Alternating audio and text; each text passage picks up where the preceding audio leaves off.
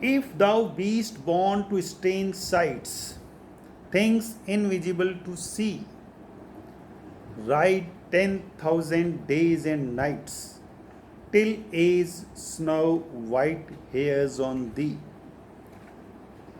Thou, when thou returnest, wilt tell me all strange wonders that befell thee, and swear nowhere lives a woman true and fair. So, this is the second stanza of the poem. The poet continues to tell us the impossible or the improbable things which can happen or which can be done by the human beings in order to prove his statement or the idea. What does he say in these lines? Let's see.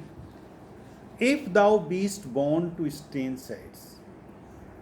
He says, addressing the readers, if thou, because we have the word thou means you.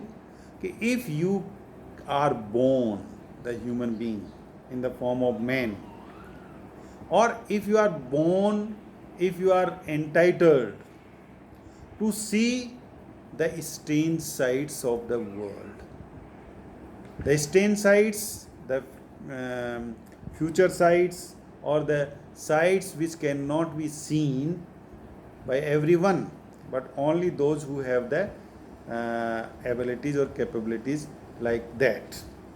So, if by chance anyone who is entitled and bestowed, or who is lucky enough to see the strange sights, has the ability to see the strange sights, as well as things invisible to see, or if he can see the things which are invisible, which cannot be seen. So, if he is able to see the unseen things, if he has powers, if anyone has powers to see the strange sights or the things which are invisible, ride 10,000 days and nights.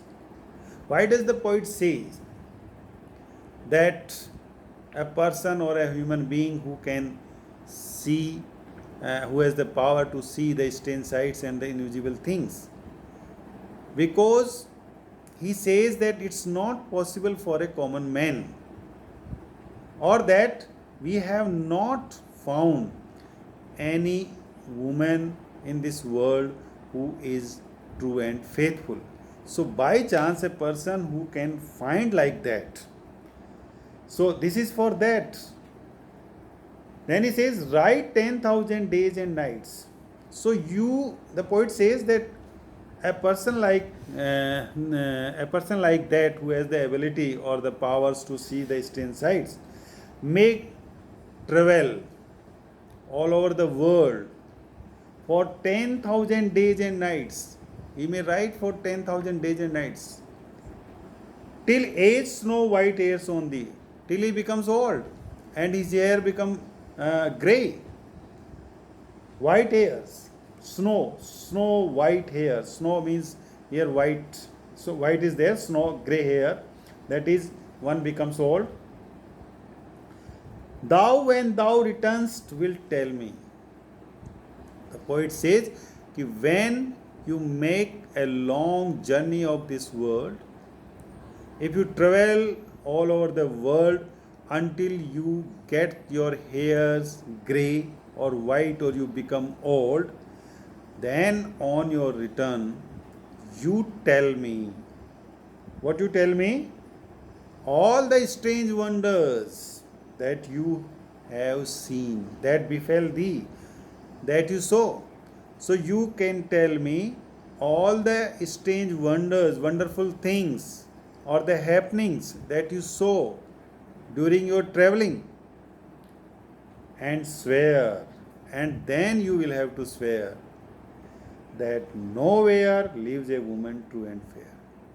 So the poet here means to say that definitely you will able to tell me about all the wonders, about all the strange things that come across your traveling, but I am sure, the poet says, I am sure that you won't be able to say me or tell me about any woman that you saw or you met who was faithful and true.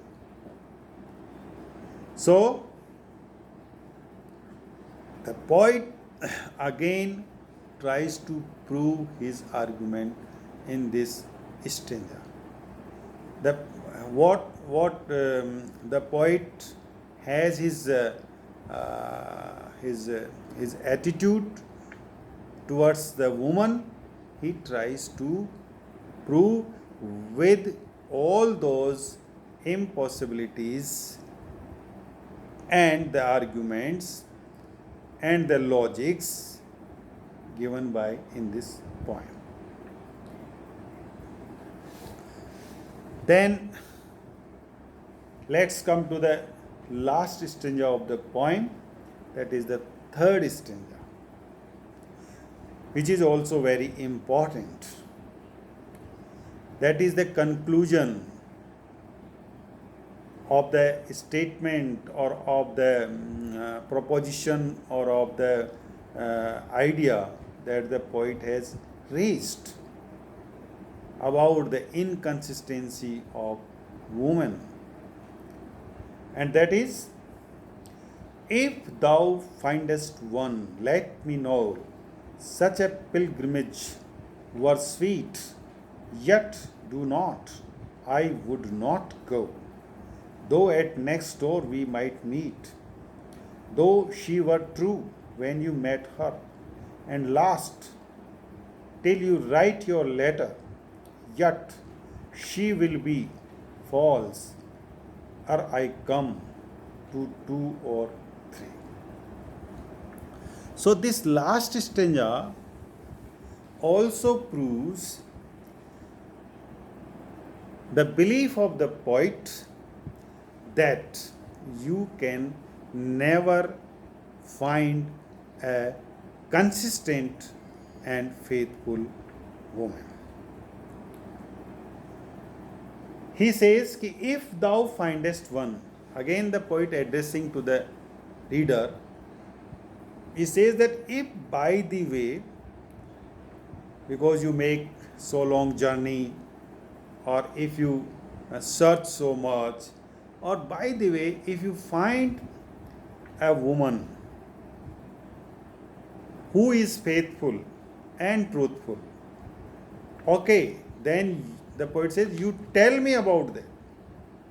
You inform me, you tell me that this is the woman who is faithful and truthful. He says, such a pilgrimage was sweet. The poet calls that woman as a pilgrimage. She will be like a pilgrimage, and he will make a journey, difficult journey to that pilgrimage. He will become a pilgrim and would visit that place of worship in order to see that faithful woman. That is, he would also like to worship that woman as goddess, and he will make a journey to that place. Such a pilgrimage was sweet, and this will definitely be a sweet pilgrimage. But yet don't. But again the poet says, yet don't. I would not go. He says, no, I would not go there, because this journey will be futile. This journey will be futile. Though at next door we might meet, although at the next door they can meet with that woman. So again here the poet is stressing the inconsistency of the womanhood. He doesn't believe. He says, though she were true, he says, addressing the reader or the person, that she may be true when you met with her for the first time. Though she were true when you met her and last till you write your letter. But when you are writing your letter, one after another, or two or three letters, you will find that now she is no more of you. Now she is no more faithful and true. By that time, you will see that she had become of two or three.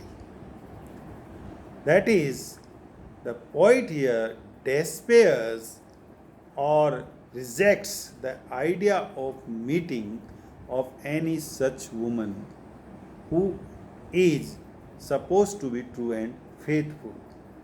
That is, he completely rejects the idea that there is any such true and faithful woman in this world. So, in this way, the poet John Donne, giving arguments and logics in order to prove his statement, he has written this poem. So here we find that the attitude of the poet is absolutely cynical. This is the attitude against womanhood. But later on, we will see that John Donne is not of that kind. Although we also come to know that there is the personal feelings or the personal experiences in his poems. So this may be also the poem of his frustrations, his own frustrations, his own experiences about women. So I think, dear students, this poem should be clear to you. If you have any questions, if you have any difficulties reading this poem, while understanding the poem, getting the meaning of the poem, you can ask me in the class as well as outside the class, and if convenient, you can also discuss and ask any questions at my numbers. Thank you very much. See you.